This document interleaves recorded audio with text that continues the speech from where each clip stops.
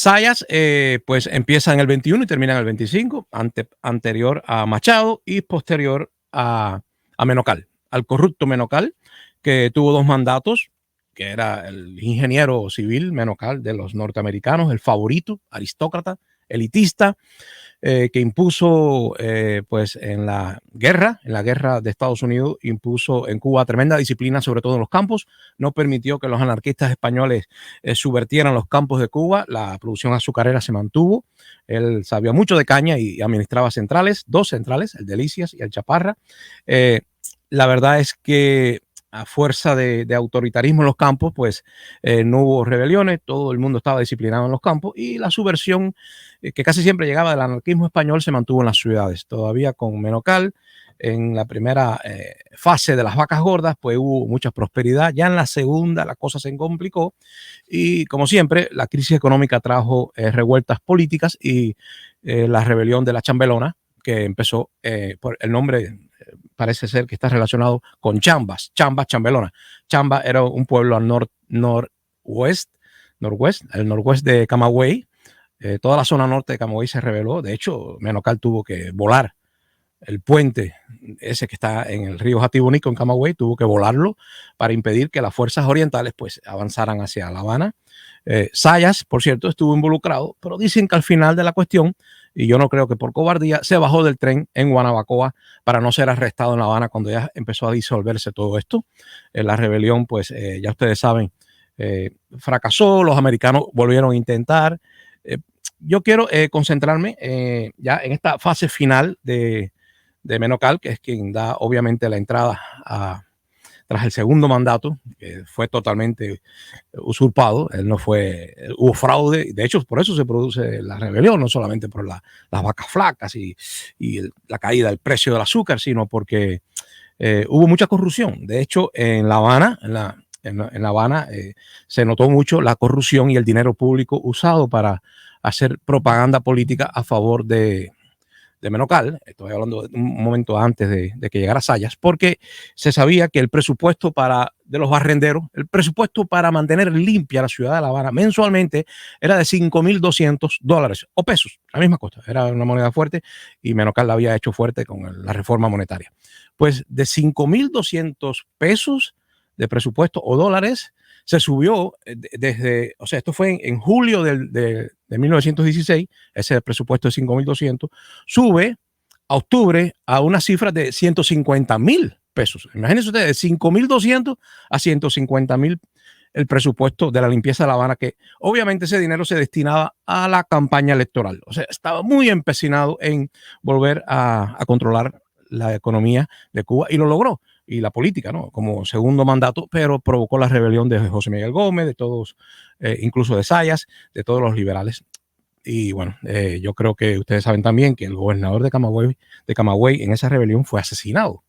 Sí, era un coronel porque todavía están vivos todos los que habían luchado contra España, y el coronel Gustavo Caballero, que lo se llama así, coronel Gustavo Caballero, sí, fue el asesinado, el gobernador de Camagüey.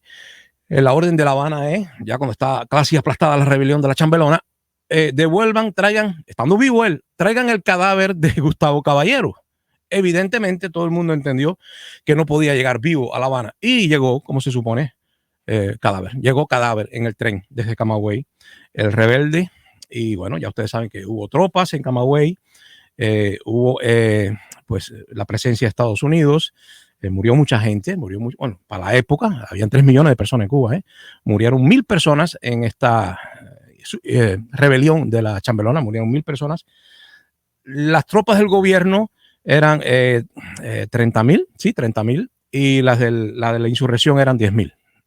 O sea, de 30,000 a 10,000 eran menos los insurrectos y murieron 1,000 casi todos de los insurrectos. Ya les digo, Sayas se bajó en Guanabacoa y no fue arrestado al llegar a La Habana porque nunca llegó exactamente donde lo estaban esperando, quiero decir.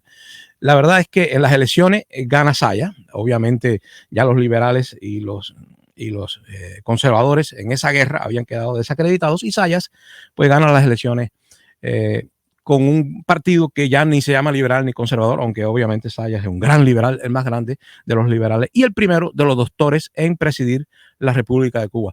Porque hasta ese momento, bueno, ustedes saben, eran gente eran los generales. O sea, incluso se hizo un libro, una novela, no recuerdo por quién, que se llamó El gobierno de los generales y doctores.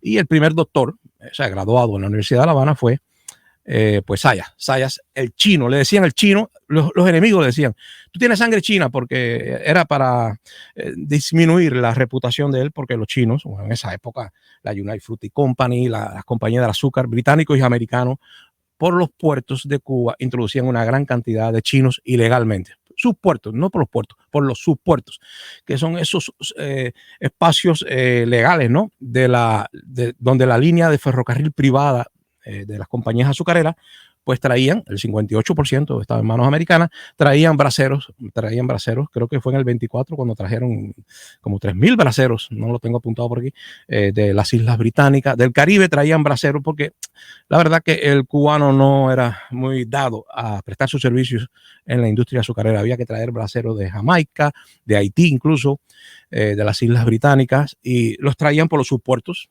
Y por cierto, una de las cosas importantes que hizo Sayas fue la ley Tarafa, por el apellido de uno de los militares que tuvo a cargo, patrocinando esa ley, que fue una lucha obviamente entre la gente que creía que debería existir una red nacional de ferrocarriles y no líneas privadas de los centrales azucareros, trayendo gente no documentada al país de manera casi ilegal, como esclavos, con contratos basura para trabajar en la industria en la cual los cubanos no querían trabajar. Esa fue la ley Tarafa.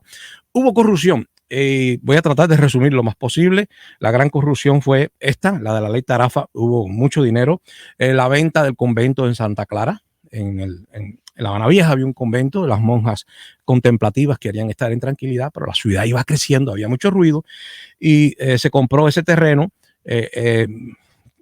Hubo mucho dinero por encima de lo que costaba realmente. Las monjas fueron trasladadas fuera de La Habana a un lugar más tranquilo y el convento Santa Clara pues fue comprado finalmente por una cantidad tremenda, millones de dólares, y ahí hubo soborno en la lotería, y la verdad que hubo tanto soborno que al chino, a Sayas, el pesetero le decían, porque tuvo 2 años preso en Ceuta, en España, tuvo preso 2 años en prisión, y cuando lo tomaron preso, lo que traía en el bolsillo era una peseta. Y la verdad es que Sayas sí fue corrupto, no fue cobarde, pero fue muy precavido, tranquilo, toleraba la oposición, no tuvo presos políticos, creo que es un mérito teniendo en cuenta la historia de Cuba, no hubo presos políticos, hizo amnistía, no hubo exiliados, el hombre era muy pacífico en ese sentido, logró tener a Cuba más tranquila que lo que hizo Menocal. Y la verdad es que sí fue bastante corrupto, porque imagínense ustedes que su esposa, la esposa de Sayas, se ganó un premio de la lotería que no fue vendido. O sea, estos señores compraron el premio 4,444, 4444, los 4 gatos. Lo compraron después que había salido ganador. Imagínense ustedes comprar un ticket después que gana. Muy gracioso, ¿no? Fueron $100,000 para la esposa de Sayas. O sea, él fue corrupto, por eso que cuando los estudiantes de la Universidad de La Habana, porque en estos días es que empieza la agitación, no es con Machado, es con Sayas, cuando ya empieza a hacer La Habana, mejor dicho, la Universidad de La Habana, un lugar de revoltosos. Empiezan a entrar los comunistas. Recordemos que Mella ya empieza a estar al mando de los universitarios de la FEU, y los 30 manicatos, se llamaban los fundadores de la FEU. Los manicatos es un vocablo, por cierto, de origen caribe, de los indios caribe. No tiene nada que ver, en Cuba nunca hubo caribes, eran otras islas las que tenían estos caribe caníbales, pero ellos todos eran jóvenes fuertes, no sé por qué se asociaba tanto al estudiantado involucrándose en la política con un atleta. En todo el mundo pasaba esto, y ya saben ustedes que después el deporte fue muy importante para las juventudes comunistas y nazis en Europa, pero bueno, eso es otra historia. En Cuba empezaron estos jóvenes, entre ellos se destaca Mella, a hablar del siboneísmo, hablar de un nacionalismo antiimperialista, ¿no? Romántico, nacionalismo basado en que éramos como los taínos, los caribes, los indios del Caribe frente al imperialismo anglosajón. Ahí empieza la onda antiimperialista, y sin lugar a duda ya los comunistas de la triunfante Rusia stalinista ya estaban ahí en Cuba, tímidamente, todavía no a la cara, pero sí influyendo en la Universidad de La Habana. Los 30 manicatos, así se llamaban los fundadores de la FEU. Empezaba Sayas a lidiar con esto, y por cierto, esos mismos estudiantes a Sayas y ya voy a terminar. Esos mismos estudiantes le habían dicho a Zayas que le tenían intención de dar un honoris causa, un premio de prestigio académico, y luego lo criticaron e incluso estimularon la protesta frente al Palacio Presidencial, le tiraron piedra, él dijo, ya me tirarán flores algún día, como pasó cuando él criticó más adelante, fuera del poder, a Machado. Cuando él critica a Machado, los estudiantes de nuevo, sí, era un estudiantado político que era el tercer factor que se introducía en Cuba. Recuerden, primero los generales, los militares, los que habían ganado la guerra, querían involucrarse.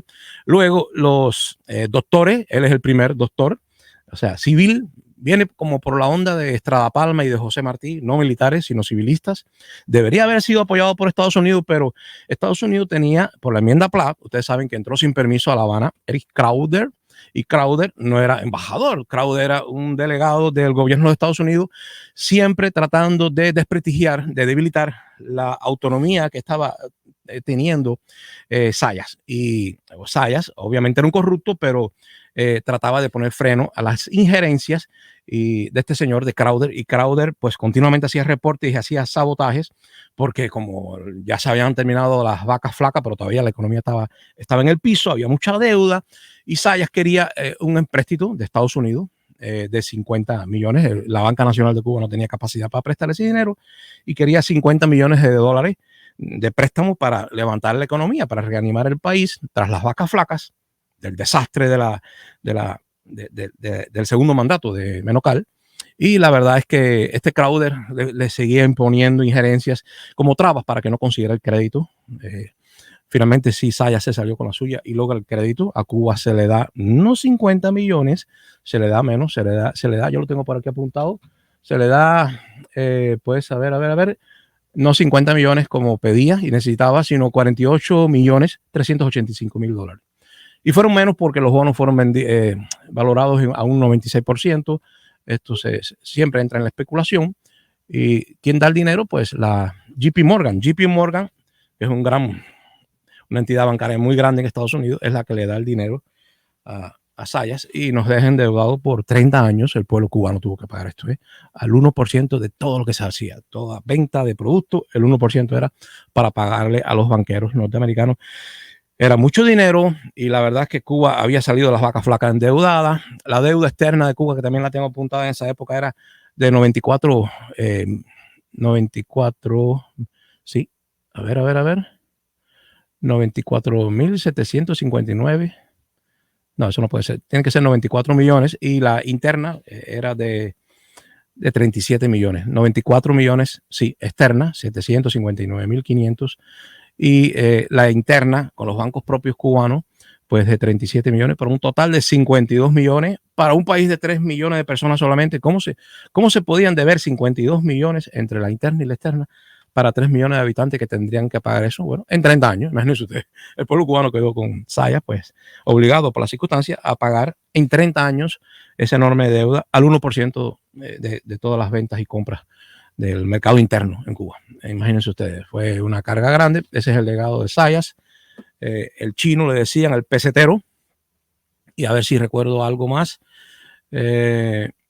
Bueno, finalmente él le dio la mala, logró quitarse de arriba la injerencia de Crowder, y lo hizo con un truco muy sencillo, astuto chino, vamos a decir así. Zayas le puso un embajador, puso por ley, hizo un decreto y puso un embajador de Cuba en Estados Unidos, y forzó a Estados Unidos a corresponder, poniendo en Cuba a Crowder, no ya de delegado directo del gobierno de Estados Unidos, sino de embajador. Y los embajadores, la diplomacia seguía por otras reglas, así que Crowder quedó al olvido. Crowder era, por cierto, un abogado y se involucró en los negocios del azúcar en Cuba, y hasta en los tiempos de Machado estaba todo humillado. Fracasó Crowder en su injerencia en Cuba, no quedó con prestigio para la posteridad, y en los tiempos de Machado pues siempre estaba llorando porque le pagaron sueldos atrasados por su trabajo de abogado en la industria cubana del azúcar.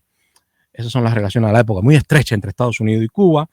Y Zayas, pues la verdad, sí fue liberal, les repito, no tuvo presos políticos ni exiliados, y fue muy tolerante con la prensa escrita, permitía todo tipo de choteos, y era como muy paciente. Creo que fue un buen ejemplo de un hombre civilista, pero corrupto, civilista y corrupto, no militar, no hombre que matara a sus oponentes, pero ni que los mandara a matar tampoco, como hasta Machado hizo, pero sí fue corrupto porque puso a toda su familia, el nepotismo fue vigente, fuerte, puso a toda su familia a ganar dinero, incluso a ganar la lotería. Por eso que cuando Claudio le imponía el gabinete de la honradez, pues él se rebelaba y trató incluso de ganarse con el nacionalismo a los universitarios de La Habana, que fueron indecisos, a veces lo apoyaban, a veces no, porque no podían soportar que fuera tan corrupto y practicara tanto el nepotismo.